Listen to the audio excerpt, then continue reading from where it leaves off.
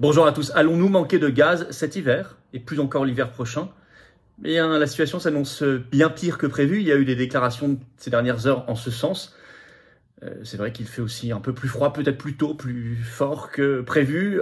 C'est l'hiver, hein. C'est vrai que dans la France tiers-mondisée de l'Union européenne, de Macron et du mondialisme, c'est un drame. Mais en plus, au moment où nous livrons, nous, notre gaz à l'Allemagne, l'Allemagne vient de faire capoter un accord sur le plafonnement des prix. Au moment où on va promettre des aides supplémentaires, des milliards et du gaz à Zelensky, alors qu'on en manque nous-mêmes. Je vous explique tout ça, c'est très important. Faites circuler ces informations. Abonnez-vous si vous voulez bien à cette chaîne YouTube. Le petit bouton pour s'abonner à la chaîne est sous la vidéo en description. Vous cliquez dessus, c'est instantané, bien sûr, vous êtes abonné et c'est gratuit, évidemment. Et je vous en remercie. Je sais que des gens n'ont pas forcément l'habitude de s'abonner à des chaînes alors qu'ils regardent les vidéos, qu'ils les partagent. Je vous en remercie déjà. Mais c'est vrai que faites ce petit effort de vous abonner à la chaîne pour donner de la visibilité supplémentaire à ces vidéos, comme les commentaires, comme le pouce, etc. Et en plus, en s'abonnant, on file vers le demi-million d'abonnés. On fera, évidemment, on célébrera tout cela ensemble très fortement. Grand merci donc à ceux qui vont s'abonner. Vous favorisez les algorithmes de YouTube pour que notre chaîne soit plus visible de ceux qui ne nous connaissent pas encore. Vous savez que je vous attends très nombreux ce samedi 17 décembre à Paris. Rendez-vous 14h place des Victoires pour un grand cortège national de la résistance. Ça va être phénoménal. On a du monde qui vient. En plus, il y a l'ambiance de Noël. On va s'en occuper. Il fera un peu froid. C'est comme ça, c'est l'hiver. On va se couvrir, mais c'est pas grave. On va se réchauffer et réchauffer nos cœurs par le combat et par cette ambiance de Noël. Venez avec des drapeaux français aussi. Je vous attends. Il y aura le stand de la solidarité, bien sûr aussi pour les suspendus, pour ceux qui souffrent aussi de cette misère qui s'installe, de l'inflation. Produits d'hygiène, produits alimentaires. Je vous attends très nombreux de toute la France. Organisez-vous en covoiturage. Venez même des pays limitrophes. Vous êtes les bienvenus. Voilà. Et vous le savez, je vous attends aux patriotes. Je vous attends dans le combat. Je vous attends. Faites-vous comme cadeau de Noël cette carte orange d'adhérents ou reprenez votre adhésion annuelle. C'est la plus d'un an. C'est à vous de le faire. Parce que en venant dans le combat, on se bat pour nous-mêmes. On se bat aussi pour des principes supérieurs. Notre pays éternel, notre France éternelle, belle, rebelle, libre, qu'on veut libre, souveraine. On se bat pour l'humanité qui doit vivre dans un monde humain et vivable. On se bat pour nous et les générations qui viennent. On se bat contre l'oligarchie qui ne nous fait aucun cadeau. On se bat pour la résistance populaire. On se bat pour des choses magnifiques. Le lien pour adhérer ou reprendre votre adhésion annuelle, c'est le même. C'est le premier sous la vidéo en description. Il est également en commentaire épinglé et il sera dans les dernières secondes de cette vidéo en cliquant sur votre écran. Sous la vidéo en description, le deuxième lien sera pour faire un don de soutien aux patriotes, ce qui est juste vital, parce que là, c'est le cadeau de Noël que vous faites à la résistance, parce que nous n'avons pas un centime de financement public cette année. Or, nous faisons, ça coûte cher, il y a l'inflation. Les dons supérieurs à 500 €, je vous l'ai dit, on a ajouté un service personnalisé. Allez voir sur le site des Patriotes. Mais dans tous les cas, c'est utile, c'est vital et c'est défiscalisé aux 2 tiers pour vous, comme l'adhésion et la réadhésion. Profitez jusqu'au 31 décembre 2022 pour la défiscalisation pour cette année. Ensuite, les compteurs seront remis à zéro le 1er janvier 2023. Grand bravo aux donateurs et aux réadhérents du fond du cœur. Bienvenue aux nouveaux adhérents patriotes résistants. Allez, le gouvernement du pire avec cette histoire du gaz, le gaz qui pourrait manquer cet hiver. Allez, vous allez voir, en plus on a décidé d'en donner plus à d'autres. Bon, c'est pire que prévu en tout cas. Et on a décidé d'en livrer à l'Allemagne, ça a commencé largement, et demain sûrement plus que jamais à Zelensky.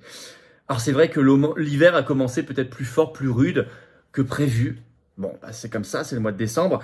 Et sur quoi je me fonde? Notamment une interview toute récente d'Emmanuelle Wargon, qui est présidente désormais recasée de la commission de régulation de l'énergie, la CRE, qui était ce 13 décembre sur BFM Business, son interview. L'interview est en ligne.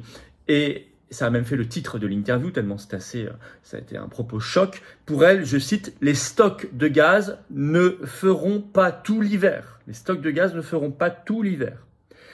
Et notamment, elle avoue implicitement l'incapacité totale de l'Union européenne à nous fournir, puisqu'elle dit ceci, je cite, « On a quelques aléas, parce que la Norvège vend un peu plus de gaz donc à l'Angleterre en ce moment, et un peu moins à l'Europe continentale. » Et elle s'affirme encore plus inquiète pour l'hiver prochain 2023-2024. Je vais vous lire un extrait de ce qu'elle a dit dans cette interview. Je la cite. « Le défi sera de reconstituer nos stocks et de continuer d'avoir des contrats qui sécurisent l'approvisionnement pour l'hiver 2023-2024 et les suivants. On n'est pas totalement sorti de la crise ukrainienne et russe sur le gaz, s'inquiète la présidente de la CRE. » Quant à la chaîne BFM Business, Elle a analysé cette situation du gaz, des stocks de gaz en France pour cet hiver, et elle écrit, je cite, c'est même le titre de son interview en bandeau, « Les stocks de gaz chutent à toute allure ». Au même moment, il y a une alarme qui est faite par l'AIE, l'Agence internationale de l'énergie, dans un nouveau rapport qui a fait l'objet d'un article dans le Figaro ce 12 décembre. Le titre de l'article, « La pénurie de gaz menace l'Europe l'hiver prochain ». En effet, 2023, écrit le journal, risque d'être une année très difficile. Je vais vous citer également un extrait. Elle pourrait représenter un test, donc 2023, encore plus délicat que la crise énergétique qui a fait grimper en 2022 les factures des ménages européens et contraint les industries à fermer temporairement leurs portes pour éviter des coûts de gaz ingérables. Et l'Agence nationale de l'énergie dit attention parce que la Russie, qui cette année, en 2022, a encore livré environ 60 milliards de mètres cubes par gazoduc de gaz, pourrait fermer totalement ses robinets l'an prochain, je cite. Par ailleurs, la Chine, arrêtant maintenant sa politique anti-Covid grâce aux résistants, pourrait connaître un rebond économique de ce fait-là. Et donc, ça entraînerait, je cite, un rebond de ses importations de GNL. Donc, le GNL, au lieu d'aller vers les pays européens, irait plutôt vers la Chine. Donc, à tel point qu'il y a un sommet de crise sur cette question du gaz à Bruxelles le 15 décembre.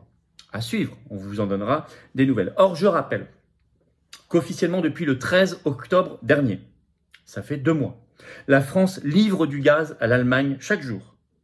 L'annonce avait été faite le jour même par un communiqué de GRT Gaz. Et selon un article de Ouest France du 14 octobre, alors, je cite, « La France espère que l'Allemagne lui livrera de l'électricité en cas de besoin. » Elle espère. Nous, on donne en tout cas. On n'espère pas. Par contre, on espère en retour l'électricité. Alors, la France livre à l'Allemagne, je cite, à hauteur de 31 gigawattheures par jour en transitant entre la Moselle en France et la Sarre en Allemagne. Ce qui est une folie, d'autant plus que l'Allemagne vient de nous faire justement sur le gaz un mauvais coup, c'est tout récent. C'était ce 13 décembre, lors de la rencontre des ministres européens de l'énergie, elle a de nouveau bloqué le plafonnement des prix du gaz dans l'Union européenne, avec l'aide aussi d'alliés comme l'Autriche et les Pays-Bas, contre la volonté française, alors même, par ailleurs, qu'il y a quelques semaines, je vous en avais parlé, elle l'a annoncé, mais pour l'Allemagne, donc vraiment la concurrence déloyale, et voilà ce qui vient d'être décidé le 13 décembre, et nous, on lui livre du gaz. Bon.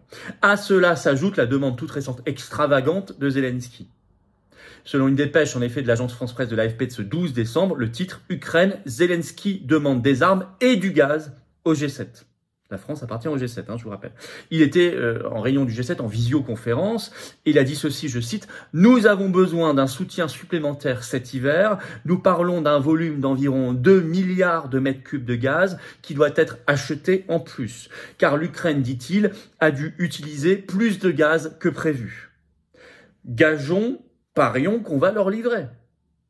Même à notre détriment. » Puisqu'en effet, ce 10 décembre, le Conseil européen, donc de l'Union européenne, a confirmé l'octroi de 18 milliards d'euros supplémentaires à l'Ukraine en 2023, et que ça a été confirmé ce 12 décembre officiellement par la Commission européenne. Et que la France, comme toujours, participe à environ à hauteur de 20% du total. Donc vous avez fait le compte, 20% sur 18 milliards, ça fait 3,6 milliards l'an prochain, en plus de tout ce qu'on a déjà donné. Donc, dont du gaz, très probablement. Par ailleurs, on doit noter quand même qu'il n'y a aucune pression française officielle, gouvernementale, concernant l'enquête sur le sabotage des gazoducs Nord Stream et Nord Stream 2 qui avait eu lieu fin septembre dernier. Rien du tout. Au moment où on annonce qu'on est très inquiet pour la fourniture en gaz et pour les stocks de gaz.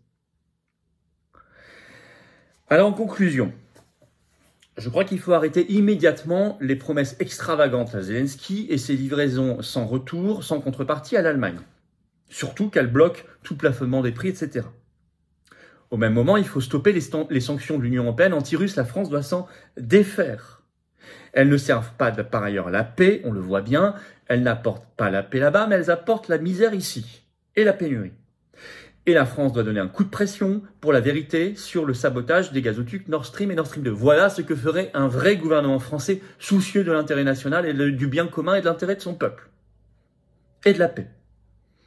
Nous voyons bien confère les aveux d'Emmanuel Vargon dont je vous ai parlé, situation différente entre l'Angleterre et l'Union européenne, que l'Union européenne est incapable de gérer la situation, que nous devons donc la gérer au niveau national. Si c'est un argument supplémentaire pour le Frexit, eh ben j'en suis heureux. J'espère que ça fera avancer la cause dans les consciences et dans les cerveaux. Car derrière toute cette affaire de stock de gaz, il y a désindustrialisation, délocalisation d'usines, chômage, froid pour certains et misère, voire la mort.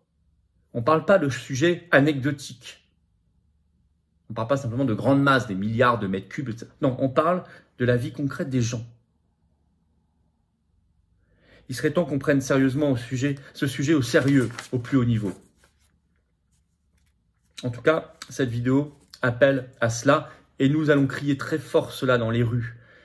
Ce samedi 17 décembre à Paris, cortège national, rendez-vous national de la résistance. J'espère que vous serez très très nombreux. Je sais que vous serez nombreux parce que j'ai des remontées du terrain de partout en France. Vous allez venir, très nombreux. En plus, beaucoup me disent on va profiter de l'ambiance de Noël. Vous avez bien raison. Venez en famille. Faites venir des gens, des amis.